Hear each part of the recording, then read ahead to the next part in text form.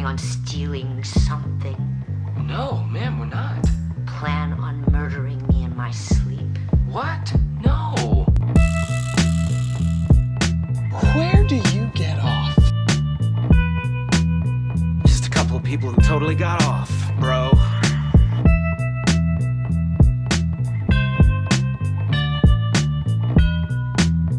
Hey, show us your basement. What? No. Welcome back to Show Us Your Basement. I am your host, Alberto, joined none other than with Josh. Josh, you've returned from the back rooms. I did. And I actually wasn't in the back rooms, but keep going. well,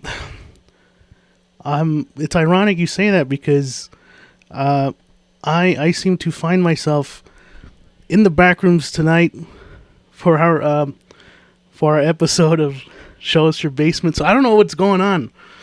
I'm lost in the back rooms tonight.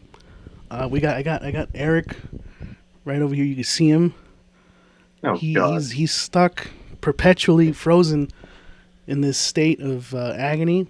And Josh, it looks like there's like a clone of you right there. I don't know what's going on, man. That's creepy because I was in the basement last week, and I found myself looking at a tube TV, and something was creeping from behind it.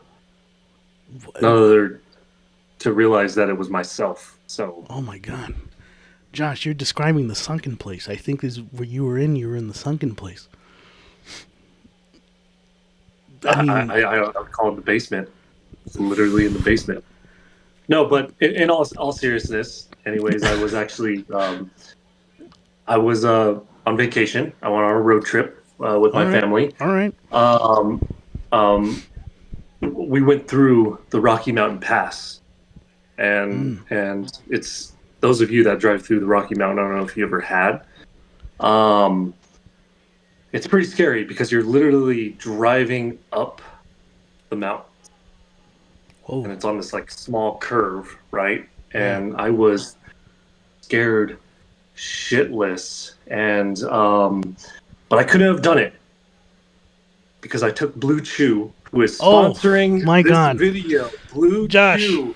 Everyone thinks that it is something that will make you hard and excited, but it also gives you the courage to drive up the mountain. That is exactly right, Josh. I mean, Blue Chew is how can I describe such a perfect product, Josh? I mean, look, this is something that you've told me before that you know you've talked to me in confidence. Kind of a weird subject to talk to me about in confidence, but you know, we all go through these things in our lives. I mean, clearly Eric seems to be going through it right now here in the back rooms. He must have taken a few too much Blue Chews. But yes, Blue Chews does give you the confidence to not only go through that Rocky Mountain Pass and some of the most narrowest of roads, but it also gives you the courage to find a way out of the back rooms, such as in the situation I find myself right now. But yes, thank you, Blue Chew. Go ahead, go to the website. Please. Yes, please sponsor. Such a weird sponsor to have for a pop culture podcast, but nonetheless, moving on because you know we probably don't have the rights to be talking about Blue Chew. But anyways, for those of you listening, thank you for joining. Thank you for subscribing. We really appreciate you. And we know that this is a silly little podcast, and every time you guys watch one of our episodes, it makes us want to continue. And we'll continue doing it for as long as you guys allow us to. Last week's episode, go ahead and check that out. We did talk about the back rooms with Eric and Edgar, who are now both SOS right now. But we do have Josh. He has returned. He seems like he's in perfect condition. You have seen Backrooms, the movie, as well, so I thought we'd talk a little bit about that. I've also seen a movie that I want to discuss. The Furious, for those who don't know, it's the honestly, it's like the next, it's like the spiritual successor to the Raid. So go and watch that trailer if you haven't. If you don't know anything about it, it's a really, well, just based off the trailers, it looks really awesome. So we'll talk about it here. But Josh, you've seen The Backrooms, one of the most highly anticipated horror films of the year, which came out hot off the heels of Obsession, which I think at the time of this recording, it has crossed over like $100 million at the box office or something. It's like one of the most highest grossing horror films of all time. Backrooms kind of slowly up there as well. What were your thoughts? What did you think? I mean, there was no way you couldn't have gone to this movie without knowing all the hype going into it. So, Yeah, I watched a video. I think it was the first video on YouTube, the short of Backrooms. Not saying that I'm an expert into it, so I somewhat went in blinded seeing this movie. Right off the bat, I'm gonna just state this movie is greatness. Shows you greatness. okay. I'll just throw it out there, just rip off the Band-Aid. But before I kind of talk more about it, I know it's also getting a lot of hate as well. Is it fair to say 50-50, or is that too much? No, you're right on the money on that. I feel like it's pretty split in terms of the divisiveness with this film. Yeah. I feel like in the last decade, when it comes to a lot of horror movies, they dangle the carrot in front of you for the first half of the movie. Yeah. And then the final act, I would say they show all the cards. It's something that we're kind of used to in the movie of cinema, horror specifically. So to kind of go back to the roots and dangle that carrot in front of you throughout the entire movie, and even to the ending of the movie, they're continuing to still dangle that carrot. It's something you don't see as often, and I can tell you that as a fan of horror, I appreciated that, and I think that elevated that elevated the movie for me. I don't want to say it's a perfect movie, but then at the same time, I don't know if there's anything wrong with the movie. As of right now, right? I mean, this is just your right now, first viewing. Still, yeah, like letting it sink in. So I'm kind of back and forth. And I'm probably leaning that it is almost a perfect movie, but I think I'm going to have to watch it again. But it's just not your typical horror movie. It's a very humanizing movie as well, which I really appreciate. Yeah. The way that it presents you with this owner of a furniture company, like a furniture store, and then it turns out he's kind of a piece of shit. He's like seeing she's a therapist of some sort, and then for it to be revealed and her flat out say that all of your issues result to you're a piece of shit. You make excuses and da da da da da. And then it shows that she's also like doing this because of her own trauma. Yeah. And then she comes to the realization that I can't save people. Yeah, like she's not ill-equipped to be she's not ill-equipped to be a therapist, really. Right. Yeah. And she's like doing it, I guess, for closure or to maybe hide her pain. Yeah. And obviously in the third act they kind of, and spoilers, I apologize, we've already done spoilers, so I'm going to be spoiling as well. And she comes to realization that, and I can't save you. And then she's like, she's not equipped to save people because of her state of mind and where she comes from and her self-trauma. things like that. And I don't even want to say that the main character was also a villain too. He was just a troubled individual. Yeah, a tragic character for sure. Yeah, Someone who just like you could kind of see the writing on the wall, kind of halfway through the film that like, all right, there's something broken about this person that you kind of almost feel like there's nothing that's going to be able to fix it. And I like the reveal and the third act when Clark tells Mary like for the first time, like I feel happy here, like I feel like I belong here. Like of all places, the back rooms, which is like so nonsensical in its structure and all that kind of stuff, like he feels like it makes sense to him. Which I thought was very yeah, like poetic, but also really like tragic. I don't think a lot of people talk about that, which I appreciate it. yeah. And the backrooms is I feel like there's two parts of the movie, right? There's obviously the two individuals, Clark and Mary, and then there's the backrooms. Yeah. And we're learning about these people, and as we're learning about these people, we're also learning somewhat about the backrooms. Is it's a copy of what is actually imprinted in your brain, I guess. Something And as like you that. go in deeper, yeah, it goes in deeper. As you go deeper into the back rooms, it's the same room, but the room starts to change because it's a memory that's being like Misremembered, as they said. misremembered. Yeah, Yeah. Yeah.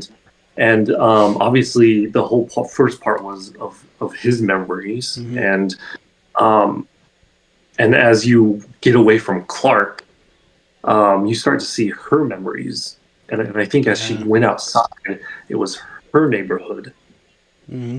Yep. and her trauma, and then it's full circle. She's back to square one where she came from, That is true. furniture. That is true.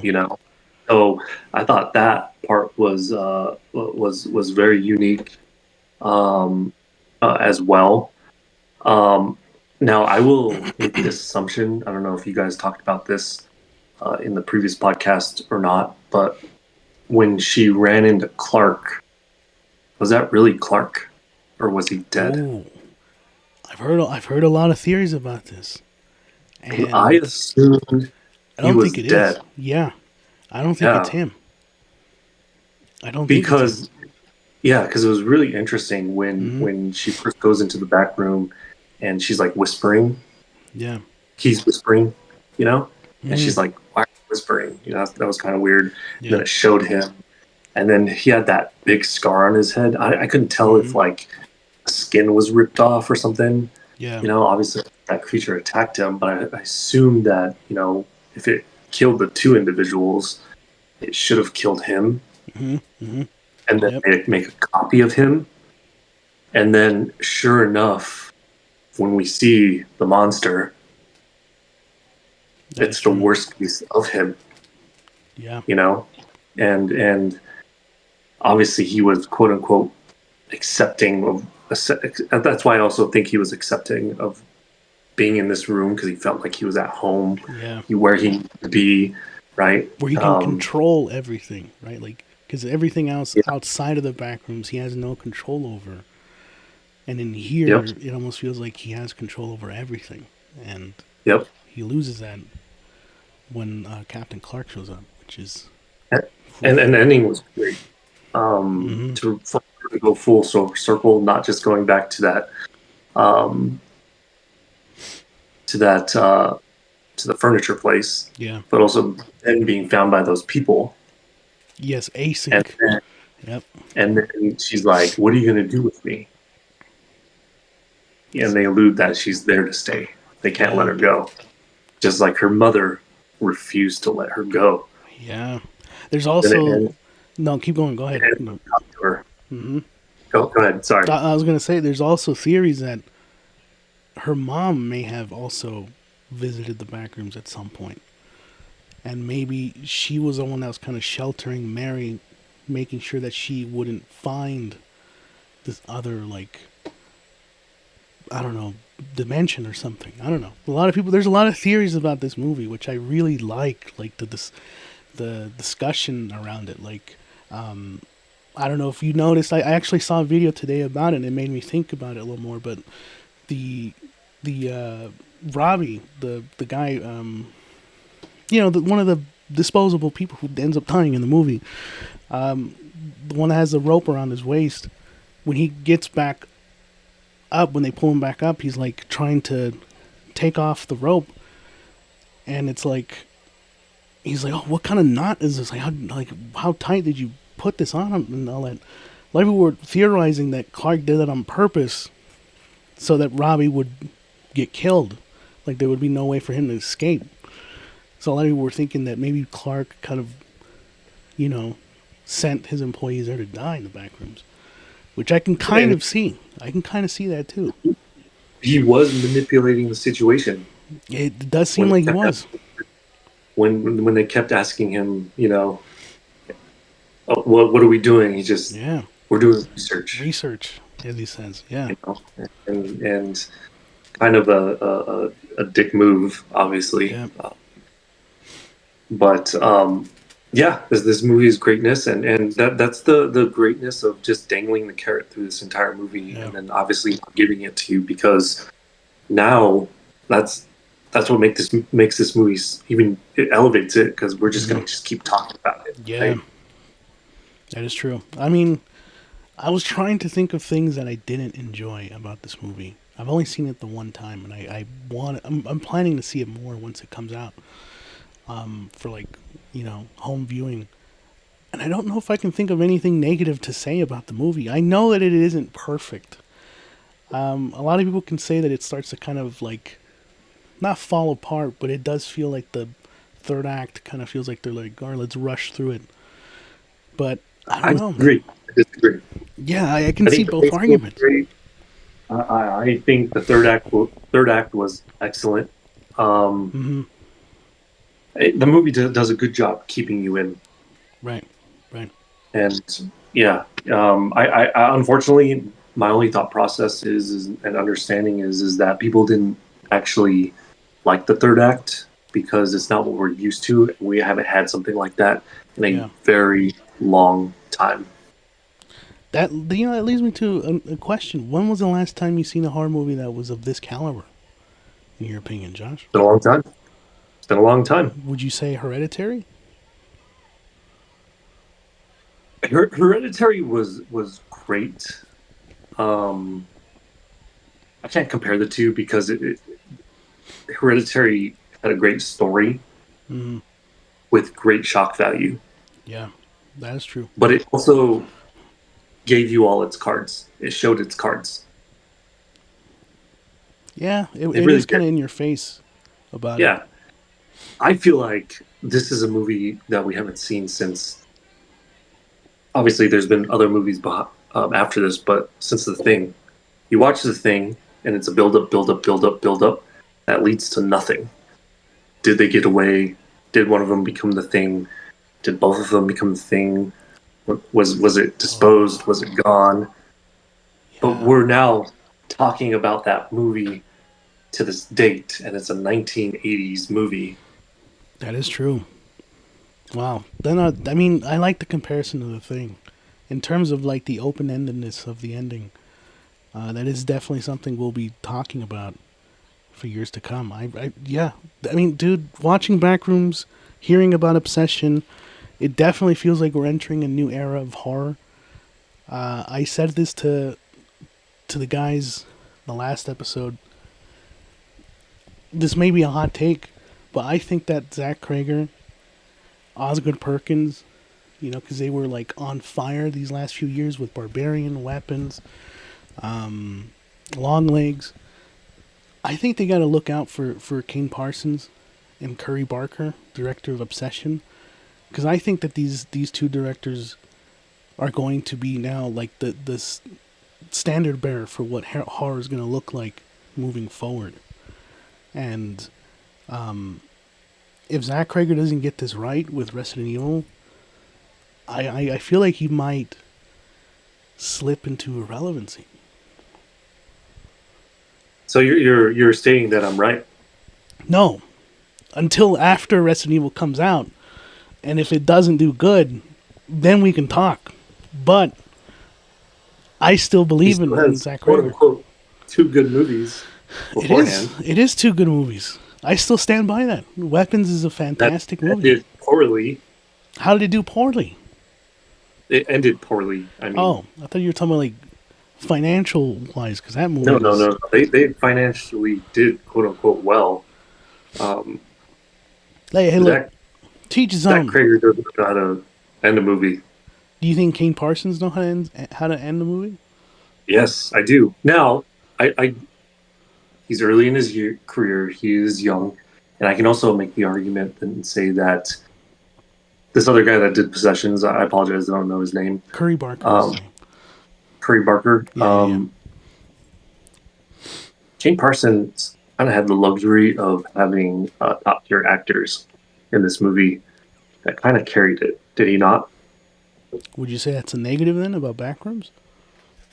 No, I don't think it's a negative, but I think it also helps pave the way in making a successful movie.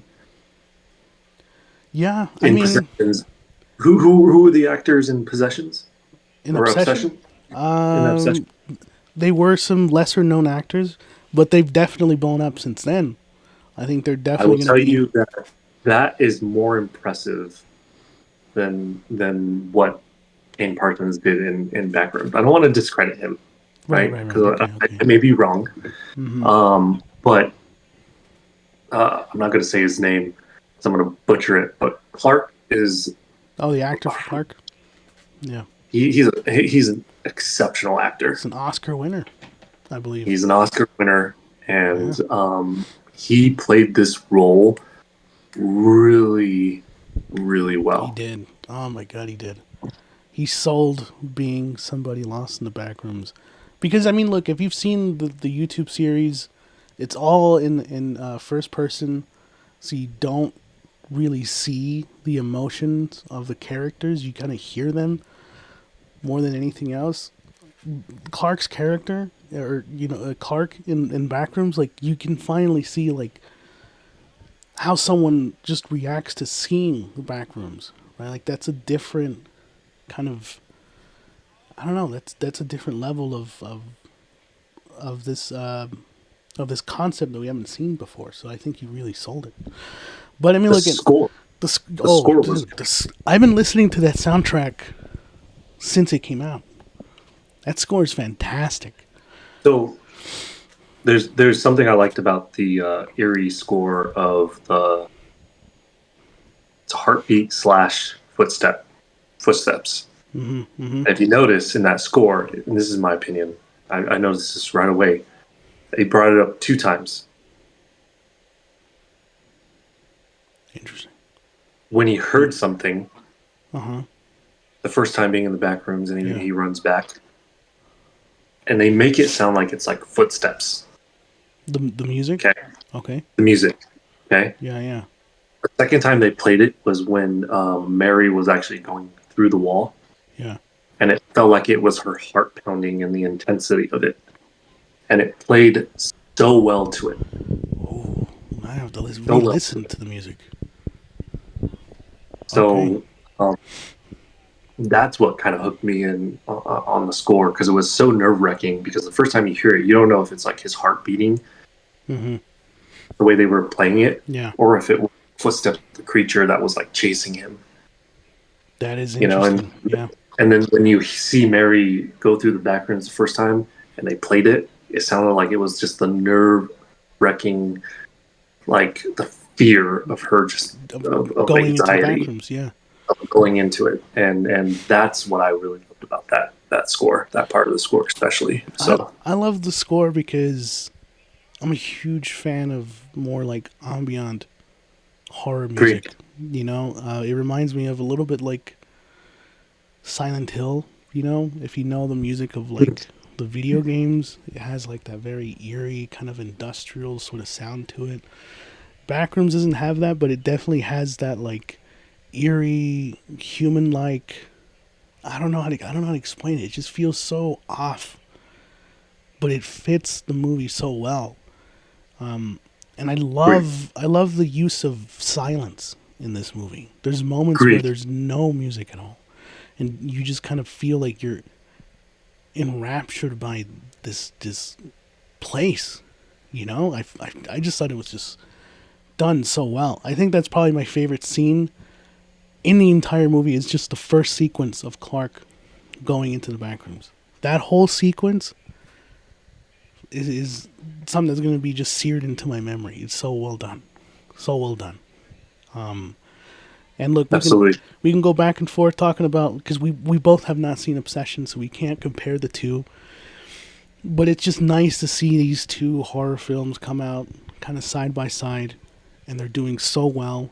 And it's exactly what the horror genre needs, is what cinema needs right now. Obviously, we have Odyssey coming out here in like a month, less than a month. It's coming out next month. The fact that a horror movie like Obsession is like the highest grossing film of the year so far, behind probably like the Super Mario movie or whatever, is just, it's such a sign to Hollywood to be like horror is where it's at right now. Yeah. That's where the industry needs to go more forward, especially with concepts like Backrooms. You have not seen anything like Backrooms before. We need shit like that. Great. So we can sit here talking about horror movies and talk about Backrooms and Obsession. Josh, you have plans on watching it. So do I. And at that point, we'll discuss it. But I also did see a movie yesterday. Not yesterday, sorry. The day before. But it is still pretty fresh in my mind, and I want to discuss it. It's called The Furious. Josh, you've seen the trailer for The Furious? I have. What were your thoughts on watching the trailer? It was about time. We're getting a lot of movies. First thing I thought about is we're getting a lot of movies that are kind of following the blueprint of John Wick. You know, I talked about John Wick and argued, is it the greatest action movie of all time? And you know, and I say Raid is the greatest action movie of all time. And now it's finally, we're seeing a blueprint of the actual greatest movie of all time, action movie of all time. Like someone using that template. Yeah. You're right. Yeah, I saw the trailer. I was blown away. Super excited.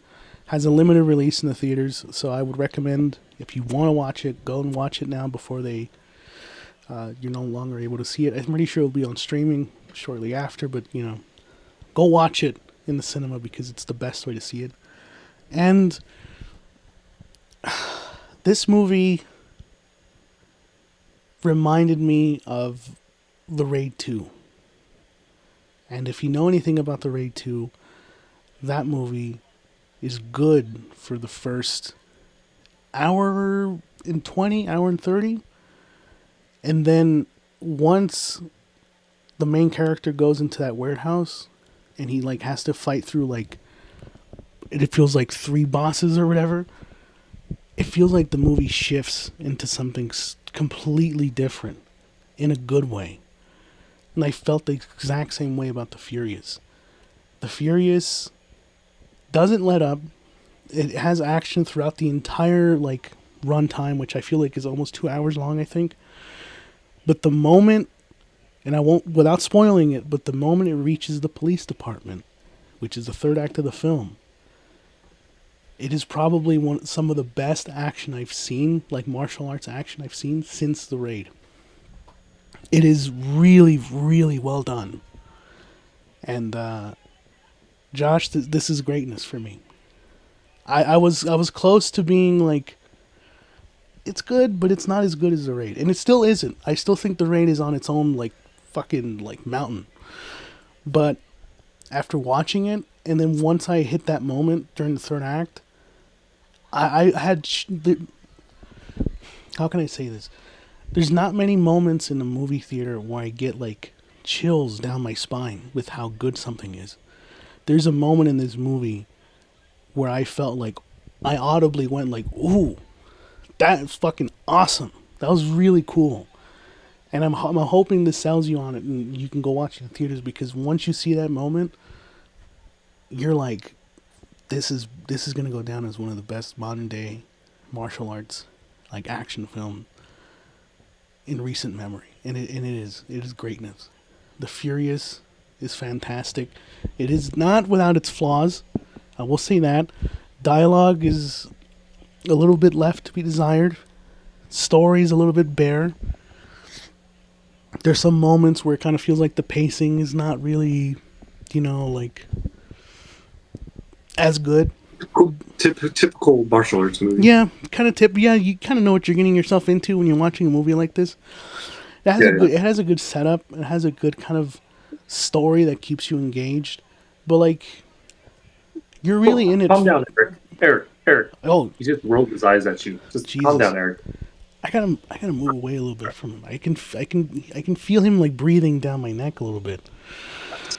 Sorry. Yeah. Look, this movie is fantastic. I really enjoyed it myself.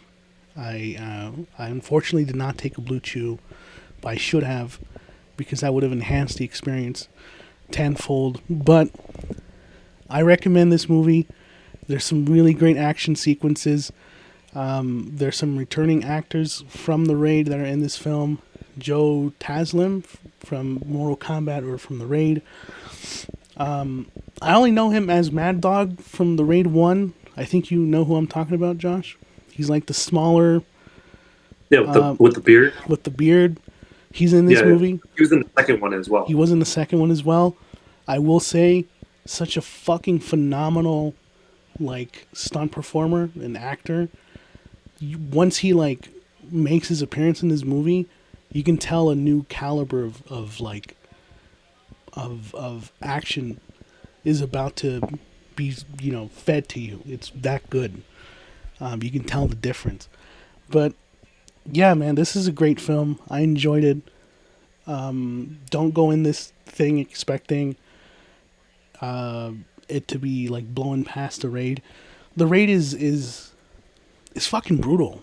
Like all bets are off when you're watching that movie and the second one. No one's safe. Like, you feel like Rama, the main character, can go out, like, at any minute, And in this movie, I don't get that. This movie, I feel like, I know the main character is gonna, like, survive. I know that, like, not everyone is, like, some people are invincible. They have, like, that kind of, vibe to it. But boy, this movie is such a fucking great film. And if you're a fan of the Raid and you've been craving something like the Raid, you gotta go see it. It has some really great sequences, and I'm thinking about it right now, and I'm just like, Jesus, dude. I don't know how they pulled it off. I really don't. It's really that good. Do you have any questions for me, Josh, about The Furious? Anything you're curious about The Furious? You've already answered all my questions. Mainly, was it better than the Raid? Which is not. Yeah, and that was my main question. Mm-hmm. I guess my next question is, I believe it's actually 100% rated on Rotten Tomatoes. Really? As much as we hate on Rotten Tomatoes, mm-hmm. It is to an extent accurate. A lot of the movies that we love, it gets its flowers from Rotten Tomatoes. So I guess my main question is does it deserve 100% Rotten Tomato? Let me actually fact check that. Yeah, please make sure that, because I would probably say it does not. That does not mean it does not deserve, like, a high score. If I were to kind of put it on a Rotten Tomato score, I'd probably give it like a 90%, which is still very high praise. I think that about 97%. Still pretty high. That's pretty close to 100. And you know what? It is well deserving of a high score. I'd probably put it like at a 90%. Just because of the things I did mention, I feel like there are some sequences that kind of dragged a little bit. Story was kind of, I don't want to be too harsh and say one note, but you can kind of see where it's going. But, like, the main character here, I forget what his name is. the main character of this film, who's a father trying to look for his daughter, the determination in his like in his behaviors and how he like, dude, there's a sequence kind of, I'd say like 20 minutes into the film that reminded me of Terminator 2. And if you watch the movie, you'll know exactly what I mean. It's a scene involving T-1000 chasing after a certain someone, and boy, does he not let up. There's a certain scene that feels like it pays homage to that in The Furious, and I was like really impressed by the actor. Yeah, dude, this movie's great. I enjoyed it a lot, but don't go in expecting, you know, this masterpiece of a film. I definitely think it's going to be up there, and I'll put it up there with The Raid and The Raid 2. But I don't know if anything's ever going to beat The Raid, man. The Raid is just... John Wick, we've talked about John Wick, right? You said that they're different. John Wick has got 4 movies under its belt, and it's more of a bullet martial arts kind of, you know, gung fu as they call it. I mean, what do you think, Josh? Do you still kind of hold that opinion that The Raid is just the greatest action movie of all time? I do. It's beautifully choreographed. I agree with you 100% when you said earlier the main character at any moment he could die. He's expendable. Yeah. And the movie does a really good job at making you feel that way throughout the entire movie, especially when he's in the wall, right? And oh my god, they're cut through it. John Wick doesn't feel that way, and if I were just to compare The Raid with John Wick 1, yeah, The Raid is, I don't think anything is close to it. I may see The Furious, I may change my mind, I may see differently, but right now, The Raid, greatest action movie of all time. Yeah, I mean, look, John Wick is a power fantasy. That's a movie you go to watch and you just want to kind of like feel like you're this badass. Don't backtrack. Don't backtrack, Alberto. I'm standing on business. I still think that John Wick is. Of all time. It is. Not The Raid. It's not The Raid. I still think John Wick is the greatest action movie of all time, but for a different reason than The Raid, and that's because it is that power fantasy, because you do get to see this guy just mow down enemies like it's nothing, and it's so fucking cool. In all honesty, I don't even think you know what you're talking about, because you just sound like you're just going back and forth right now. How am I going back and forth? I don't understand. The Raid, it's so great. It's on a mountain of its own. Yeah, compared to The Furious, it is. Compared to The Furious, it is, Josh, okay? You know, John Wick, you know, it's gun fu, and action is action, man. And it's either, hey, can't have your cake and eat it too. You know what? I can, and it's called John Wick. All right? I can eat that shit. I can rewatch that movie countless times. Hey, you go ahead and you eat your John Wick cake. Unfortunately, The Raid is a cake that is untouchable and cannot be eaten. So, because it's so great. So, whatever. You eat your John Wick cake. I will. You know what? I'll proudly eat that John Wick cake, infused with blue cheese. You know what happens after you eat that cake? It turns into shit and ends up in your toilet. That's true about every cake, Josh. All right, that's not just fucking John Wick cake. That's the Raid cake. All right, that's Obsession's cake. I think we're getting a little. I already mentioned that you can't eat the Raid cake, therefore it doesn't turn into shit. All right, I feel like you have some sort of deep-rooted obsession with shit, Josh, because this isn't the first time that you like shit. Of course, you love Batman v Superman. You eat that shit up every single time. Great movie. What did we say on this podcast? I took it for what it is. Yeah, a piece of shit. Damn it. Yeah, that's exactly what it is. You took it for what it is, and it's a piece of shit, Josh. Great movie. Great movie. Very bold of you to say that, Josh. Great movie. I wonder who won that. You know what? Let's just move on. Because I think greatest sequel of all time. greatest sequel of all time is definitely not Batman v I Superman. don't even think it's a sequel, so You what? What now?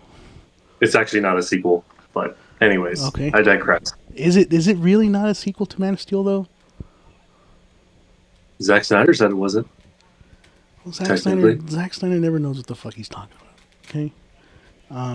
But let's go ahead and just talk about greatest sequel of all time, because that is the main topic for tonight, and we can sit here and talk about this all night. But well, let's play a little game. What do you think I'm gonna say for what the greatest sequel of all time is, Josh? Only if you say what you think I'm going to say. This works both ways, buddy. All right. Well, then you go first. I am going to say Terminator 2 Judgment Day is the greatest sequel Interesting. of all time. Interesting. If I was Alberto. That's a very interesting choice for a sequel. I'm gonna go ahead and say for you, Josh, Empire Strikes Back. Ooh, that's such a interesting guess. I mean, was I right? Was I right? Yeah, dude, come on. Terminator 2 is probably the greatest sequel of all time, dude. I don't know what else to say. It is the greatest. It's considered the greatest sequel of all time. All right. I think it's one of the greatest, and I think it deserves to be top 3, top 5 greatest sequels of all time. Empire Strikes Back is literally the greatest sequel of all time. It was ahead of its time. Way ahead of its time. And when did Terminator 2 come out? Hey, look, you're coming at me like this is a competition. It's not a competition. We're here to talk about it. I'm just saying. Let's celebrate these two sequels right now, because I think that No, we're here to Terminator talk 2, about which one's actually the greatest sequel of all time. And I disagree with you. I think Terminator 2 Judgment Day is one of the greatest sequels of all time. I think it's top 3, top 5. Empire Strikes Back is the greatest sequel of all time. It is on the top of the mountain, the tip of the mountain. Can I ask a question? Is it better Please. than Back to the Future 2? Yes.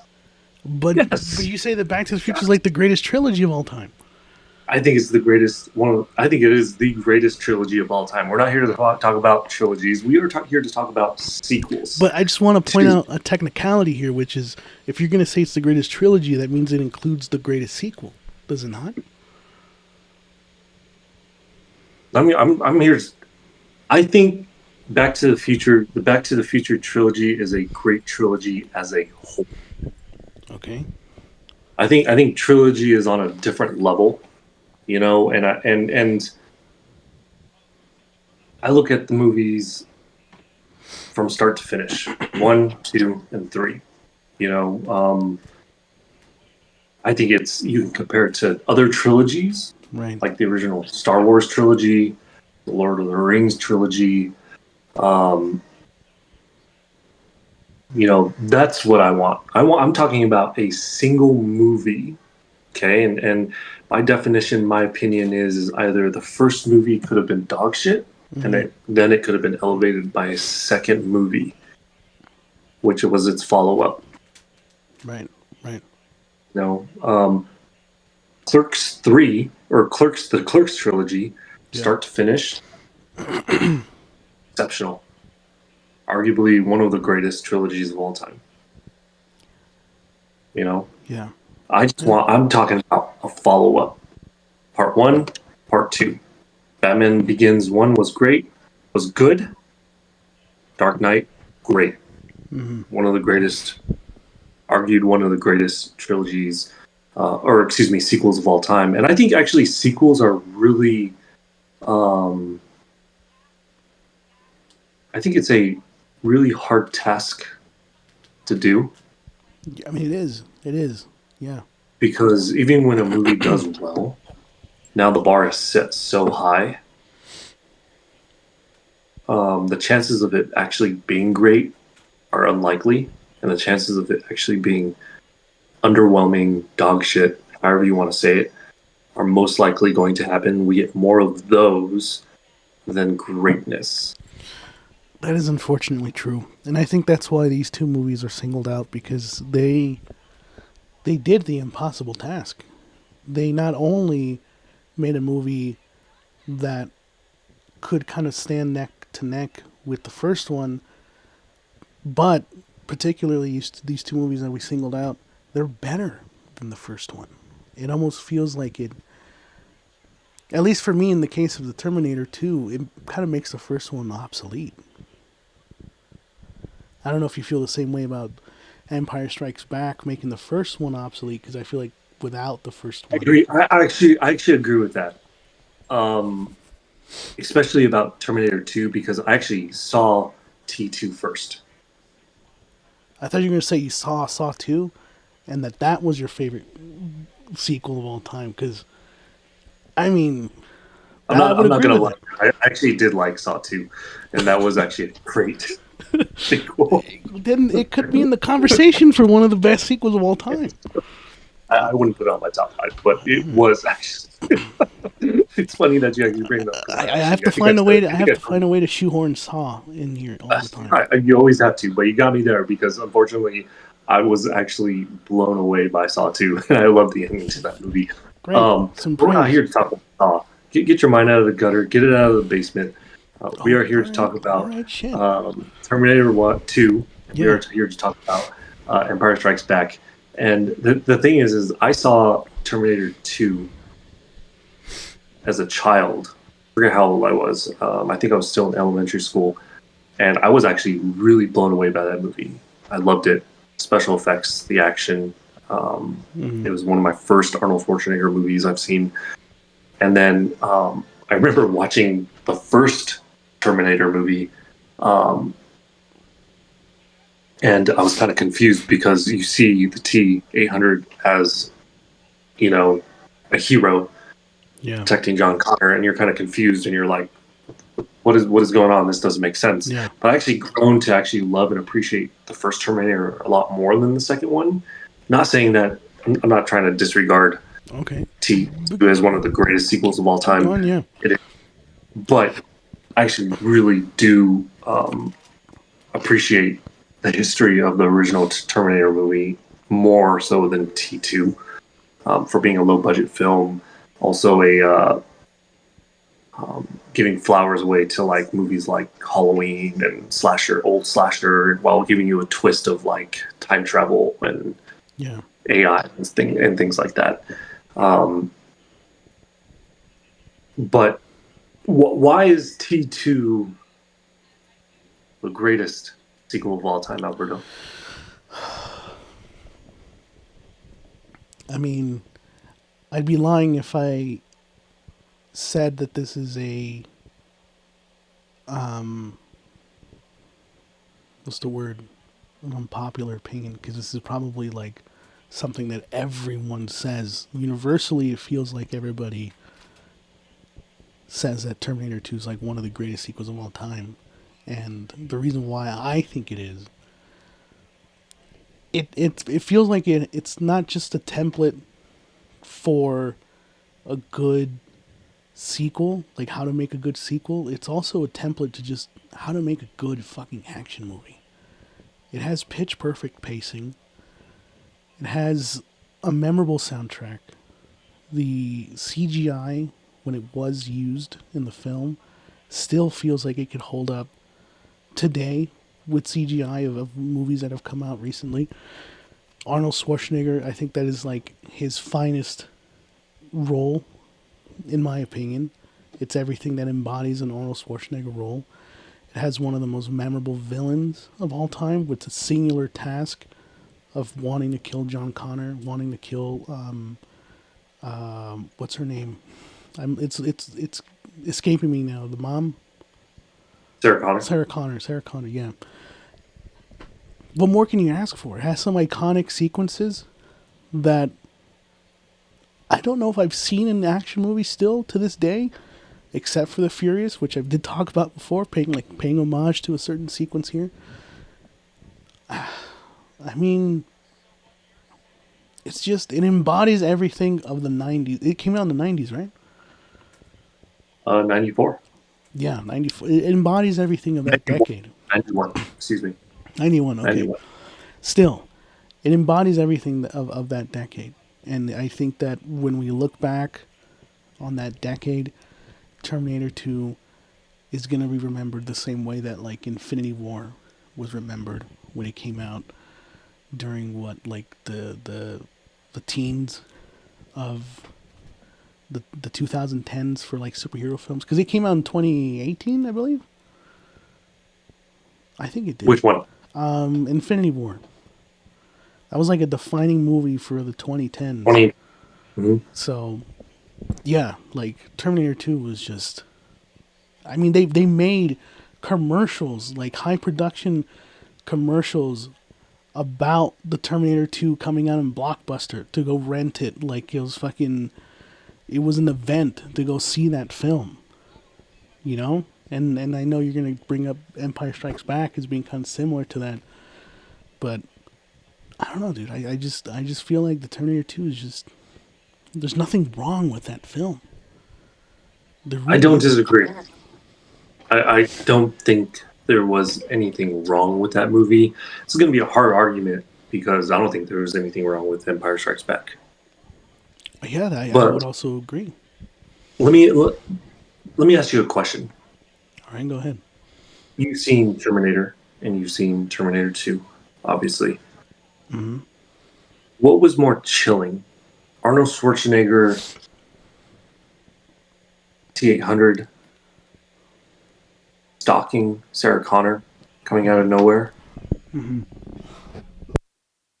without letting up, or what was more, or was it the T-1000?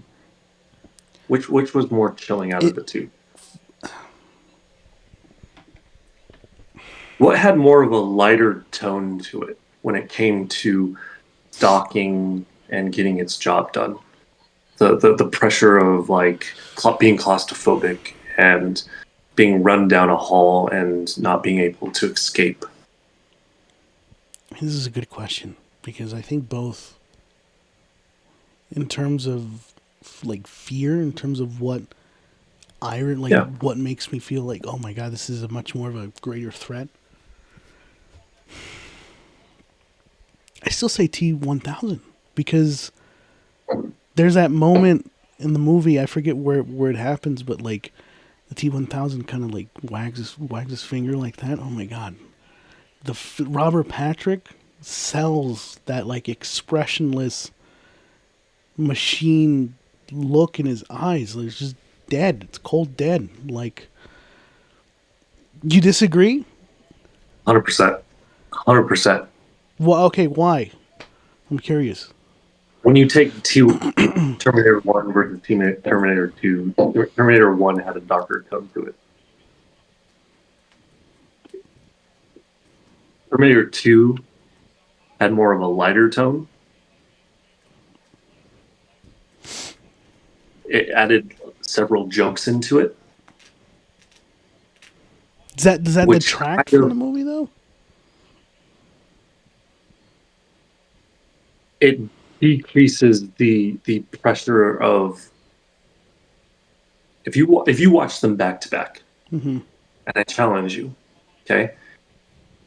Arnold Schwarzenegger's T-800 was more terrifying than what was going on in T2. Don't get me wrong, T2 still had its terrifying moments, its pressure, but not as much as the first one. And I think a lot of it had to do with the special effects. They had to do more in nighttime, things like that. They had more of a serious tone. There was no end to this thing.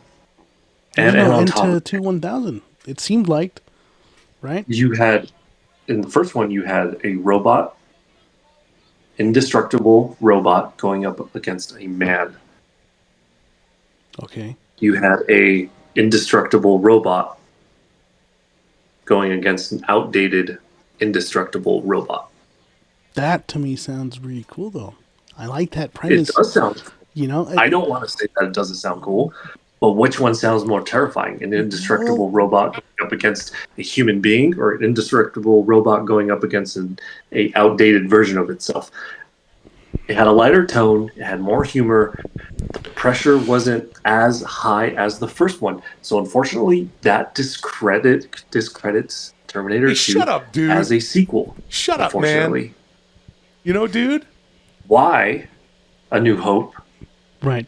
and a Empire Strikes Back elevates is because they actually flipped it around. A New Hope is literally, the definition is that there's hope. Mm-hmm.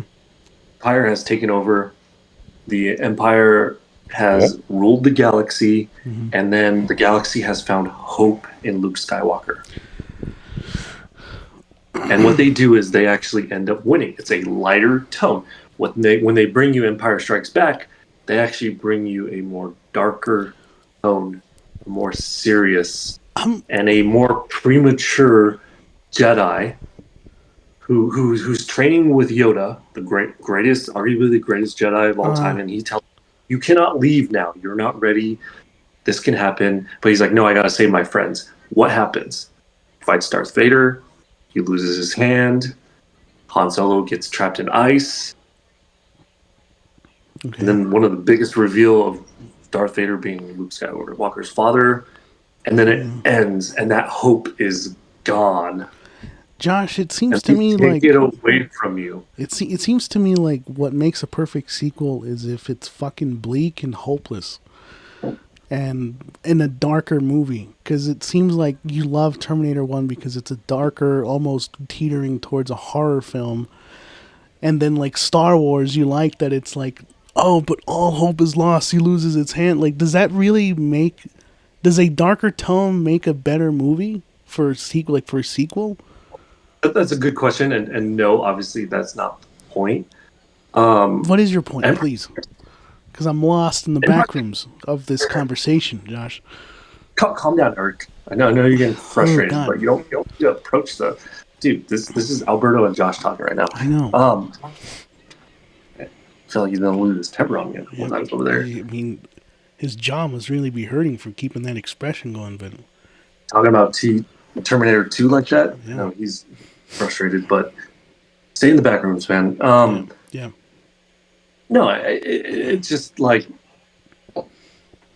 they give you hope, but then what do they end up doing? And I hate talking about it. They snuff it out. Right. You know, and this is a hard argument to really make because they're both great movies, Yeah. both flawless.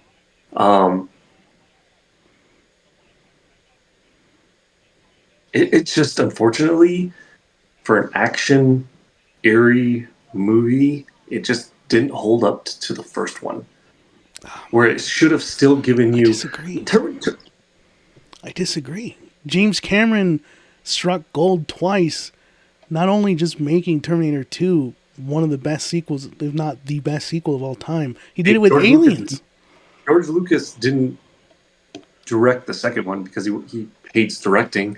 But hey, what did you do with New Hope? What did you do with Empire Strikes Back? It's just when you describe Terminator 1, you're describing essentially a slasher movie, and unfortunately we've been through that already. We've seen that before, done better, arguably. So I disregard Terminator 1 as a great movie compared to the second one. The second one, Terminator movie is actually giving you a bleak, like no hope, the world is about to end. Yeah. And they give you a lighter tone. No, they don't. They give you a whole sequence. They give you a whole sequence where you see the whole fucking world get atomized by a nuke. Yeah, and then you also get a joking sequence between John Connor and Arnold Schwarzenegger humanizing the robot, and that's fine. Why? That's fine. It's iconic. Why? It's iconic, Josh. Why? Also, have you seen Arnold Schwarzenegger's previous movies, Commando? It's literally the blueprint of Terminator 2. Give me guns. Okay. Your argument does not penetrate this minds, which is that Terminator 2 is just fucking amazing. I'm not. Here's the thing. You're nitpicking the little things. You know, 1980s. This movie, yes, there were some movies beforehand who actually gave you a dark and to be continued actual ending. But because of what Empire Strikes Back did, we wouldn't have movies like Infinity War. We wouldn't have Without movies T2, you wouldn't have any of the good sequels that do come out after. I mean, this the blueprint for sequels. Like that to me feels like Terminator Empire 2 Strikes is. Back was the blueprint for sequels. What do you? What Okay, are you look, talking about? Josh. We're talking about what is the greatest sequel of all time. I do agree that Empire Strikes Back is one of the best sequels of all time. Yeah, But and I in agree that terms of Terminator 2 is one of the greatest yeah, sequels of all time. but Terminator 2 is bulletproof in terms of how it did it in its execution. That's what Empire makes Strikes it. Back did not do that either. I don't think It in did my execute well. opinion, I don't think it does. Have you actually seen Empire Strikes Back? Have you actually seen Terminator 2? I just talked to you about it, so obviously Well, I did. mean, clearly Talked to you don't about think that Empire Strikes Robert Back. Patrick, his performance as T-1000 is not menacing enough.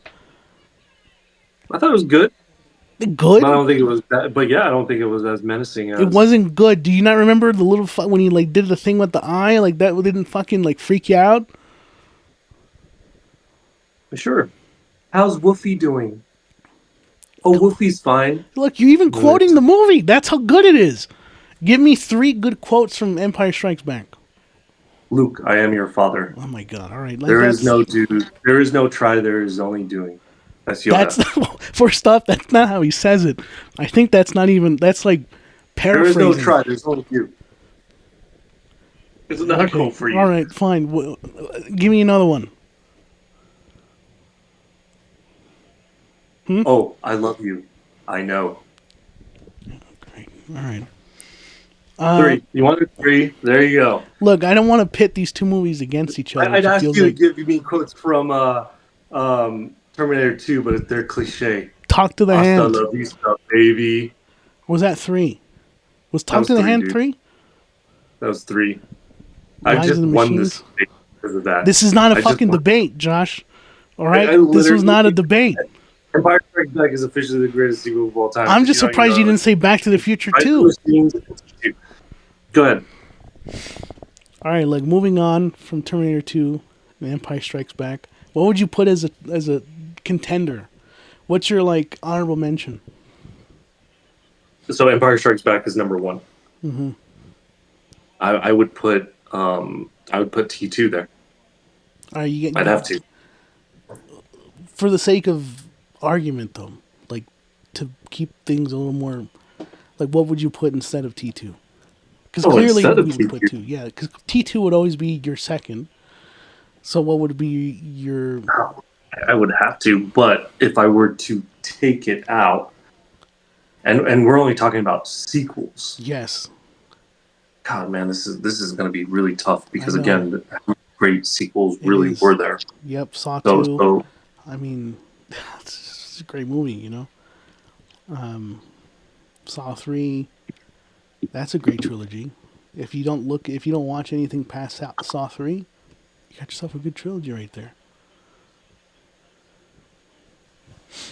So, man, if I don't put, for the sake of arguing, and I hate this because, you know, I even hate the fact that I'm actually arguing Terminator 2. I'm just throwing it out there. Right. I don't think it's the greatest. Empire Strikes Back is the greatest, Okay. but I still want to give T2 its flowers. Yeah.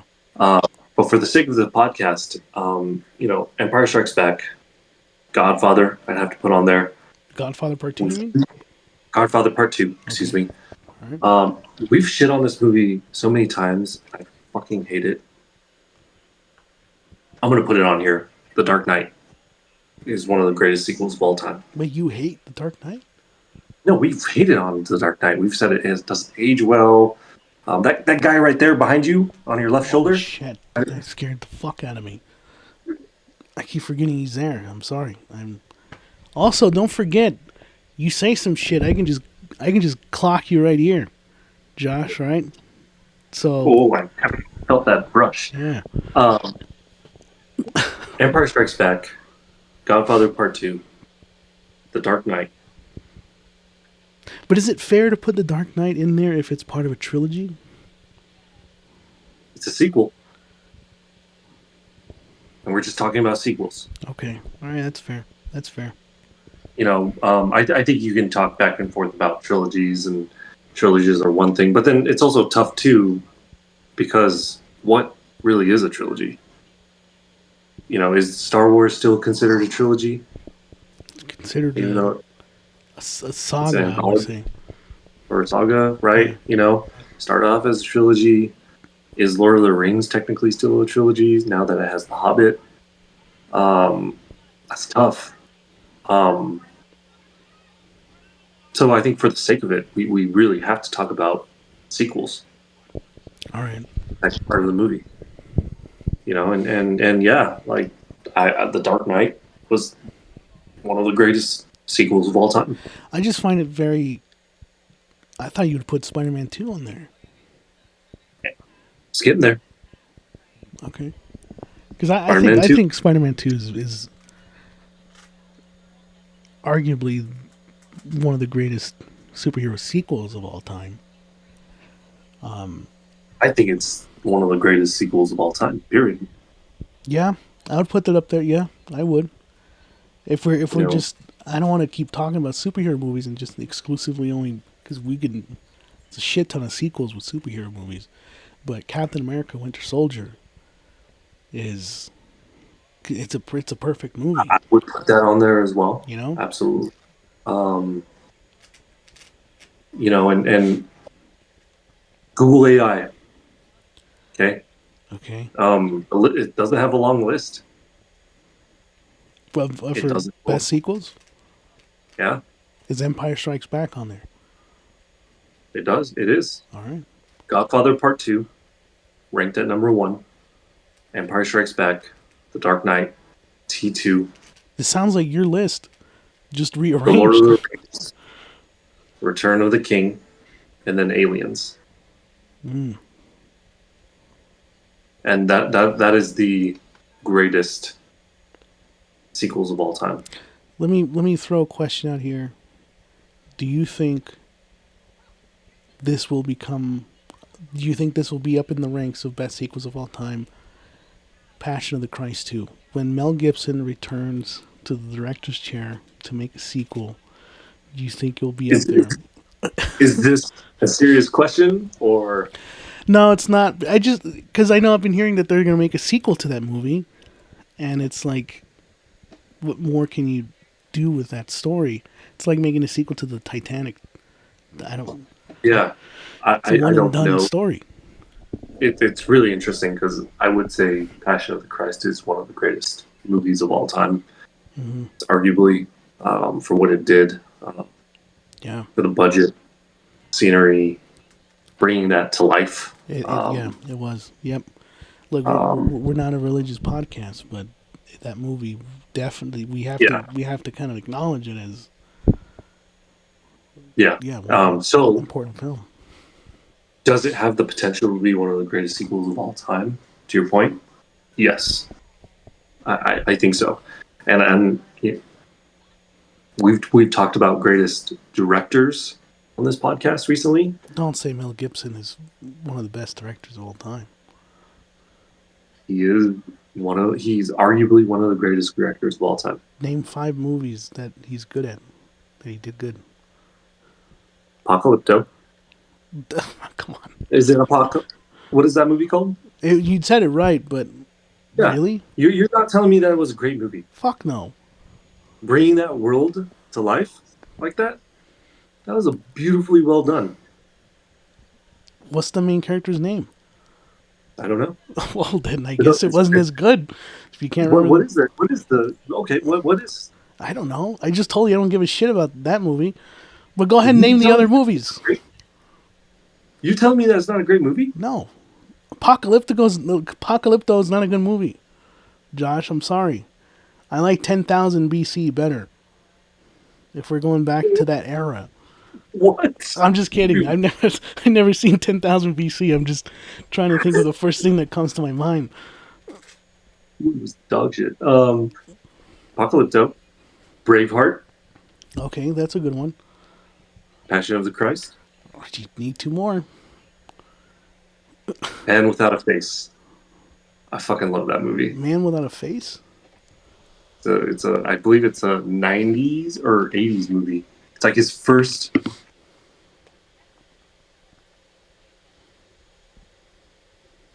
Came out in 1993.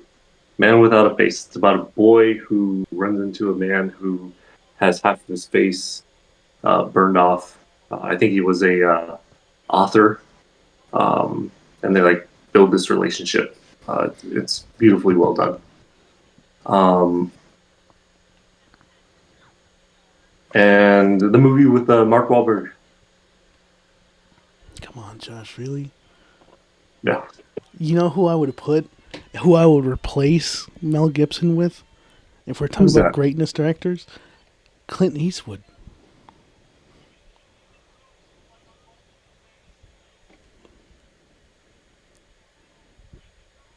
Clint Eastwood. Come on. Gran Torino? Yeah. The What about Unforgiven? Hacksaw Ridge? What about Hacksaw Ridge? $1 Million Baby? Is that ringing a bell? I'm The not Mule? saying that Clint Eastwood. I wouldn't say Clint Eastwood isn't one of the greatest. You wouldn't put Clint Eastwood as one of the greatest. I would. I would. I'm not saying I wasn't. Oh, okay. I would. All right. But he did really good in American Sniper when he was holding his baby and it was just dull. Wait, did Clint Eastwood direct that movie? Yeah. No, he didn't. Google it. Bet. I'm doing that right now. American Sniper, directed by... Oh, shit. It was directed by Clint Eastwood. All right. You got me there, Josh. You got me there. Look, I think we're off topic. We're talking about directors now. We're not talking about Anyways. sequels. Empire Strikes Back. Greatest sequel of all time. Well, look, to each his own. I think Terminator... we went this whole time not even talking about Indiana Jones. Don't you think the sequel to Indiana Jones is one of the greatest sequels of all time? No. Temple of Doom was not as great as The Last Crusades. It was good. And it wasn't actually a sequel. It's technically a prequel. Really? Yeah. I wouldn't know. I've only seen the first movie, so I can't speak to it. So, I don't know. Don't get me wrong. But I think it's in the debate of being one of the greatest trilogies of all time. We got to talk about trilogies. One of the greatest trilogies. But, again, it's not a trilogy anymore because then they had to do Crystal Skull and Fuck. that other dog shit one. So, Yeah, Dial of Destiny or some shit. I don't know. Dial or call your mom and say goodbye. Well, look, because the other two are not here on this podcast, let's kind of assume what their sequels would be. I know Eric is probably going to be Aliens. I'm almost This is like going to be Aliens. 99% sure that Eric would have chose Aliens. For Edgar, unfortunately, he'd probably say some shit like Halloween Kills. He probably thinks that's the best sequel of all time. Or some foreign movie that we've never heard before. Probably got crazy too. Yeah, or Silence of the Lambs, or I don't know, some shit like that. Look, this is our time to shit on those guys. Edgar had a terrible horror movies list when we did Two Brothers. It was awful. I don't know what Edgar was thinking, dude. I just and Eric, He doesn't know his directors either, unfortunately, and neither do you because you didn't know that your boy Clint Eastwood directed American Sniper. hey, look, I don't mind shitting on myself sometimes. All right, I cannot believe I put Shawshank Redemption as one of my greatest movies of all time, and I could not remember what the movie was about. It's okay. I love Zack Snyder, and I love Batman v Superman. Unfortunately. So, we all have our flaws, and we all love dog shit at the end of the day. That's a good message. Eric is a fan of Aliens for some reason. And he loves And he's Prometheus, does he not? And that's such an awful movie. The dumbest movie I've ever seen in my life. Jesus, really? In your entire life? It's pretty dumb. Really? It's yeah. The dumbest. I study creatures for a living. Right. Oh, you're the cutest thing I've ever seen. Come here. I just want to put this on record because that means you think Prometheus is worse than Saw 6, and that's a good note to leave this podcast on. I think what you're saying is Saw 6 is significantly better than Prometheus, and I'll take that as a W for the Saw community out there. I have to talk about the Saw movies every time we do these podcasts. So, Saw 6 was so bad I forgot about it. But keep going. come on, man. Let's not leave it on a down note like that. Saw X is technically a sequel to the first one, so I would put that as one of the best sequels of all time. Saw 6 was so bad that I forgot about it. Saw X was good. I actually appreciated Saw X. Okay, well, thank you guys for listening. Really appreciate you guys. And Eric and Edgar, please don't come after us. I know you're not here to defend us. Eric, once you're able to unfreeze yourself from the back rooms, please join us back on Show Us Your Basement. We really would appreciate that. This is the first. Maybe we'll do this again where it's just Josh and I. I think this is a really cool kind of I don't know, spin-off from doing Show Us Your Basement. But, we really appreciate everyone listening. We hope it wasn't too grating. Go out and watch The Furious. Go out and watch Backrooms. Watch Empire Strikes Back. Watch the first one and then watch Empire Strikes Back. Do the same thing with Terminator. And go and watch Terminator 2. And then that's going to do it. We don't have Eric to close us out. So, Josh, can you do us the honors?